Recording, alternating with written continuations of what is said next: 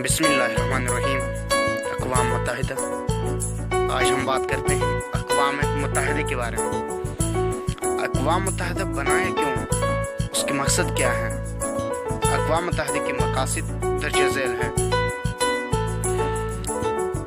اقوام متحدہ اس لیے بنائے تاکہ لوگوں کو امن سکون ہو۔ اس کا پہلا مقصد یہ ہے آئندہ نسلوں کو جنگ کی تباہ کاریوں سے بچانا۔ ان کا پہلا مقصد تھا بناتے وقت۔ اقوام متحدہ کی دوسرا مقصد قوموں کی باہمی تنازعات کو حل کرنے کے لیے بین الاقوامی قوانین بنانا، تنازعات کو ان قوانین کے ذریعے حل کروانا اور مثبت طور پر ایسا اقدام کرنا۔ اقوام متحدہ کی تیسری اہم نکات انسانوں کے بنیادی حقوق کے بارے میں یقین و احترام کی فضا پیدا کرنا اور رنگ و نسل، زبان و مذہب کی بنیاد پر امتیازات کے بغیر انسانی حقوق کو تسلیم کروانا۔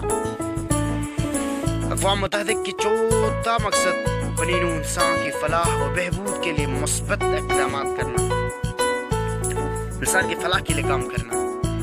اور نمبر 5، اقوام متحدہ کے پانچواں اہم نکات باہمی آزادی و خود مختاری کا احترام کرتے ہوئے اقوام عالم کے درمیان اچھے تعلقات و دوستی کا فروغ، لیکن اقوام کو ایک دوسرے کے داخلی معاملات میں مداخلت سے روکنا۔